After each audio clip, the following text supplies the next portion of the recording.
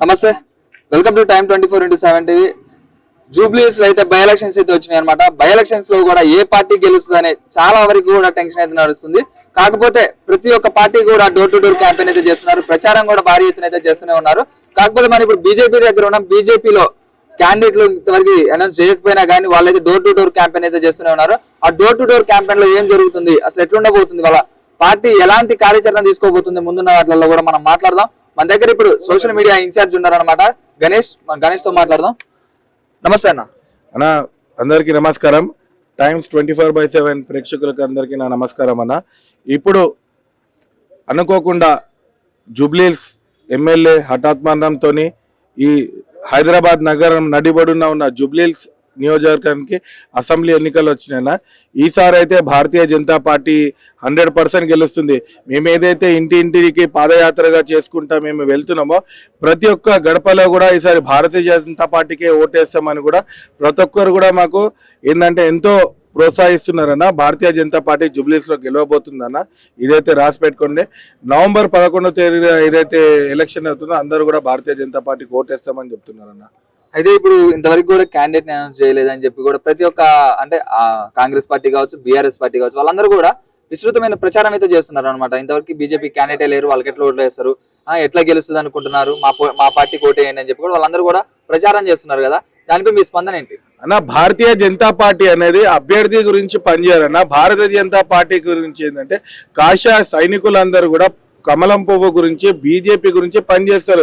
ఇప్పుడు 1-2 రోజులు అభ్యర్థిగా లేట్ అవ్వచ్చు, కానీ ఇక్కడ ఉన్న పార్టీలు అందరూ కూడా గత ఎన్నికల్లో పోటీ చేసిన లంకల దీపక్ రెడ్డి గారే ఈసారి కూడా పోటీ చేస్తున్నారు అన్న. ఏదైతే ఉండని ఒక 2-3 రోజులు లేట్ అవుతుందేమో, కానీ మేమైతే మా ప్రచారం అనేది నెల రోజుల నుంచి ఏంటంటే ప్రతి ఒక్క గడపకి ప్రతి ఒక్క ఇంటికి ఇప్పుడు కూడా 2-3 సార్లు వెళ్ళేసి వచ్చినామన్న. ఆల్రెడీ గ్రౌండ్ లెవెల్లో అయితే భారతీయ జనతా పార్టీ చాలా గట్టిగా పరిశిష్టంగా ఉందన్న. కార్యకర్తలకు కూడా ఎవరు కూడా నిరుత్సాహపడతలేరు. అభ్యర్థి అనేది ఏ మూమెంట్ అన్నా డిక్లేర్ అవ్వచ్చన్న, కానీ ఇక్కడ అయితే భారతీయ జనతా పార్టీ గెలుస్తుందన్న. అంటే ఇప్పుడు బీఆర్ఎస్ పార్టీకి ఒక సానుభూతి అనేది కూడా ఉందన్నమాట. మాగంటి గోపీనాథ్ గారు చనిపోవడం, అలాగే వాళ్ళ భార్యను కూడా ఎన్నికల్లో నిలబెట్టడం కూడా ఒక సానుభూతి వర్కౌట్ అయిందని చెప్పి కూడా పార్టీ వాళ్ళు కూడా కావచ్చు, బీఆర్ఎస్ పార్టీ వాళ్ళు కూడా చెప్తున్నారు అనమాట. దీనిపై మీరేం చెప్తున్నా? ఇగో అన్న, నేను ఒకటే చెప్తున్నా. బీఆర్ఎస్ పార్టీ గురించి నేను మాట్లాడే ముందు ఒకటి, ఎమ్మెల్యే గారు ఎవరైతే చనిపోయిన వాళ్ళ గురించి మనం ఎక్కువ మాట్లాడద్దు. కానీ గతంలో 3 సార్లు మాగంటి గోపీనాథ్ గారికి అవకాశం ఇచ్చారు. ఒకసారి టీడీపీ నుంచి ఇచ్చారు, అప్పుడు కూడా బీజేపీ టీడీపీ అలయన్స్ లో ఫస్ట్ సారి ఎమ్మెల్యేగా గెలిచాడు. తర్వాత 2 సార్లు బీఆర్ఎస్ నుంచి గెలిచారు. ఈ 11 సంవత్సరాలు ఏదైతే మాగంటి గోపీనాథ్ గారు ఉన్నారో ఈ యొక్క అభివృద్ధి కూడా జరగలేదు జూబ్లీస్ లో. కేవలం ఏదైతే ప్రభుత్వ పథకాలు ఉంటాయో కేవలం అతనితో తిరిగే 10 మంది అనుచరులకు ఇచ్చినారు తప్ప సామాన్య ఏ ప్రజలకు కూడా ఇవ్వలేదు. ఏ ప్రభుత్వ పథకం మీరు తీసుకోండి, దళిత బంధు ఆయనతో తిరిగే 10 మందికి ఇచ్చుకున్నారు ప్రతి డివిజన్లో. ఏదైతే డబల్ బెడ్రూమ్లు ఉన్నాయో వాళ్ళకి సంబంధించిన వ్యక్తులకు ఇచ్చుకున్నారు తప్ప సామాన్య ప్రజలకు పోయి మీరు ఎక్కడైనా జూబ్లీస్లో అడగనైనా గోపీనాథ్ చేసిన అభివృద్ధి ఏముండదు. అట్లా అభివృద్ధి ఉంటే ఎర్రగడ్డలో, మా సొంత డివిజన్లో ఎర్రగడ్డలో ఎక్కడైనా చూడనన్నా గుంతలున్న రోడ్లు ఉన్నాయి. నీకు కాలనీలలో కూడా మొత్తం రోడ్లన్నీ ఎంత అభిమానం తయారైనాయి అంటే అన్న, వాళ్ళ అభివృద్ధి ఏ పథకంగా చేశారు వాళ్ళు. గత 10 సంవత్సరాల్లో ప్రభుత్వంలో ఉంటేనే, అధికారంలో ఉంటేనే వాళ్ళు ఏ అభివృద్ధి చేయలేదు. ఇప్పుడు వాళ్ళ ప్రభుత్వం కూడా లేదు. ఏ విధంగా అభివృద్ధి చేస్తారన్న చెప్పండి. ఇప్పుడు వేరే నియోజకవర్గంలో ఉన్నారు వాళ్ళ ఎమ్మెల్యే క్యాండిడేట్. ఎక్కడైనా అభివృద్ధి జరుగుతుందా బీఆర్ఎస్ అనేది? ఎప్పుడైతే బీజేపీకి ఓటు వేస్తేనే కాంగ్రెస్ కూడా ఒక గుణపాఠం ఉంటుంది.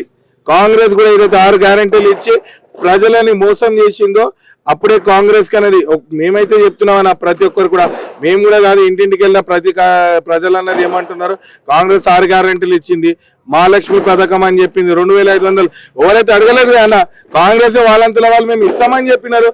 అది 20 నెలల నుంచి ఒక్కొక్కరికి 2500 ఎందుకు ఇస్తలేరు? 55,000 ఫస్ట్ మహిళలకు ఇచ్చిన తర్వాత ఓటు అడగమంటున్నాం మేము. మహిళలు కూడా కాంగ్రెస్ కార్యకర్తలు, కాంగ్రెస్ నాయకులు వస్తే మేము ఫస్ట్ మాకు బాకీ ఉన్న పైసలు ఇచ్చి వాళ్ళు ఓటు అడగండి అని చెప్తే నిలదీయడానికి రెడీగా ఉన్నారు జూబ్లీస్ లో. అంటే ఇప్పుడు BJP party door to door campaign అయితే చేస్తుంది కదా, ఎట్లుంది ప్రచారం? ఎట్లా ఇంకా రానున్న ఇంకా నామినేషన్ వేయలేదు, నామినేషన్ వేసినాక ఎట్లా ఉండబోతుంది ప్రచారం అన్న?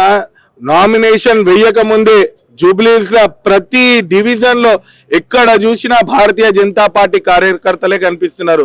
ఇంకా అభ్యర్థి డిక్లేర్ కాకపోయినా భారతీయ జనతా పార్టీ ప్రతి కార్యకర్త నేనే అభ్యర్థిని అనుకొని ప్రతి డివిజన్ లో ప్రతి గల్లీలో తిరుగుతున్నారన్నా. మాకు ఎటువంటి లేదన్నా, రానున్న 20 రోజుల్లో రాష్ట్రం నుంచి ప్రతి నియోజకవర్గం నుండి భారతీయ జనతా పార్టీ సైనికులు కాషాయ కార్యకర్తలు వచ్చి తమంతలో తమే వచ్చి మేము జూబ్లీహిల్స్ నియోజకవర్గంలో ఉప ఎన్నికలు ఉన్నాయి, మేము వచ్చి ఇక్కడ ప్రచారం చేసి భారతీయ జనతా పార్టీని మేము గెలిపిస్తాము, జూబ్లీహిల్స్ గడ్డ మీద కాషాయ జెండా ఎగరేస్తని రాష్ట్రం నుంచి ప్రతి కార్యకర్త రేపు రానున్న రోజుల్లో జూబ్లీహిల్స్ లో రాబోతున్నారన్న. 100% ఈసారి మాత్రం జూబ్లీహిల్స్ లో కాషాయ జెండా ఎగరేస్తామన్న. ఇంకొకటి కూడా ఏం చెప్పాలనుకుంటున్నా అంటే జూబ్లీహిల్స్ ప్రజలు కూడా ప్రతి పార్టీకి అవకాశం ఇచ్చారు. కాంగ్రెస్ కి ఇచ్చారు, తెలుగుదేశం కి ఇచ్చారు, బీఆర్ఎస్ కి ఇచ్చారు. ఒక్కసారి భారతీయ జనతా పార్టీకి అధికారం ఇవ్వండి, భారతీయ జనతా పార్టీ అభ్యర్థిని ఎమ్మెల్యేగా గెలిపియండి, మేము ఎటువంటి అభివృద్ధి చేస్తామో. ఇప్పుడు మాకు ఇక్కడ ఉన్న కేంద్ర మంత్రి కిషన్ రెడ్డి గారు ఉన్నారు, ఎన్నో అభివృద్ధి పథకాలన్న ఆయన ఎంపీ ల్యాడ్స్కించి ప్రతి డివిజన్ లో కమ్యూనిటీ హాల్స్ కానీ కొన్ని 100 బోర్లు వేయించారన్న జూబ్లీహిల్స్ నియోజకవర్గంలో. అదే కాకుండా ఏ పని ఉన్నా ఇప్పుడు ఇక్కడ డ్రైనేజ్ లైన్ కానీ వాటర్ పైప్ లైన్ కానీ ఏది ఉన్నా తప్పకుండా మా కిషన్ అన్న గారు ప్రతి ఒక్క ప్రభుత్వ అధికారితో మాట్లాడి వెంటనే సమస్యలు పరిష్కారం చేస్తున్నారన్న. ఇప్పుడు కూడా మొన్న కూడా ఎంపీ ల్యాడ్స్ తోనే మనకి ఇక్కడ ఎర్రగడ్డ డివిజన్ లో ఉన్న ఏదైతే మెయిన్ రోడ్ నుంచి ఇక్కడ మోతీనగర్ ఎక్స్టెన్షన్ ఉందో ఆ రోడ్డు కూడా శాంక్షన్ చేయించారు. దాన్ని కూడా మా Bharatiya Janata party MP LADS లో నుంచే ఇచ్చామన్న. జూబ్లీహిల్స్ పెద్దమ్మ టెంపుల్ కావచ్చు, అంటే ముస్లిమ్స్ అందరు కూడా ఇంతవరకు కూడా అది ఏదో ఇష్యూ కూడా అయిపోయింది. ఆ ఇష్యూ గురించి కూడా ఏం చెప్తారన్న మీరు? అన్న, ఎన్నో సంవత్సరాల నుంచి ఉన్న బంజారాహిల్స్ పెద్దమ్మ టెంపుల్ రాత్రికి ఏదైతే ప్రభుత్వ అధికారులు అక్కడ ఉన్న ఎంఆర్ఓ అయితే రాత్రికి 70-80 సంవత్సరాలు ఉన్న గుడిని ధ్వంసం చేశాడన్న.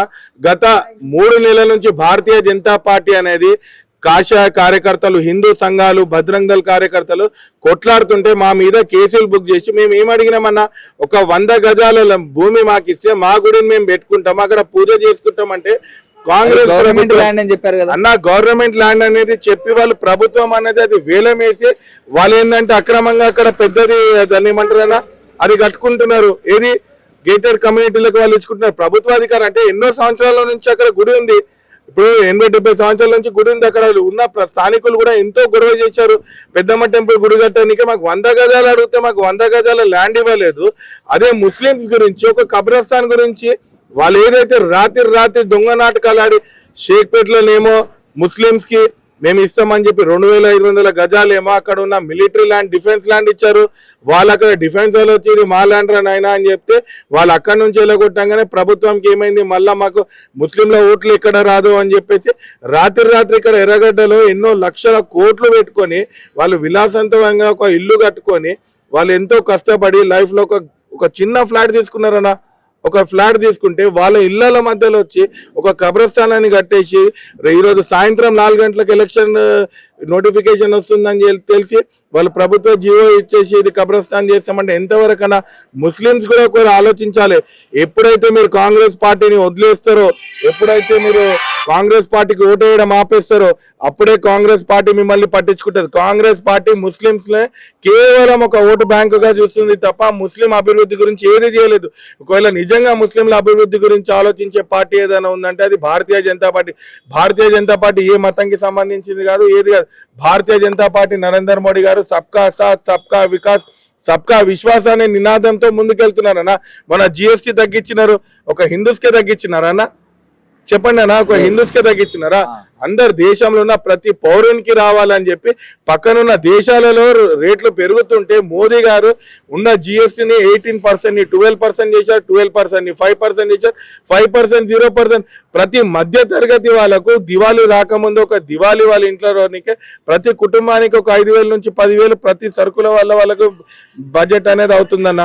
కాంగ్రెస్కి ఒకటే అన్న, కాంగ్రెస్ అనేది ఏదైతే ఉంటుందో కాంగ్రెస్ అంటేనే మోసం అంటేనే కాంగ్రెస్ అడ్డగోళంగా హామీలు ఇచ్చేసి ప్రభుత్వంలో గద్దెనెక్కిన పార్టీ ఇప్పుడు మళ్ళా అదే మోసపూరితంగా డబ్బు మతంతో ఇక్కడ గెలవాలని చూస్తుంది. కాంగ్రెస్ ఎట్టి పరిస్థితుల్లో ఇక్కడ గెలిచే వీలు లేదు. ఇక్కడ రానున్న రోజుల్లో భారతీయ జనతా పార్టీ గెలుస్తుంది అన్న. షేర్ చేయండి, లైక్ చేయండి, సబ్స్క్రైబ్ చేయండి. మరిన్ని వీడియోల కోసం బెల్ సింబల్ పై క్లిక్ చేయండి.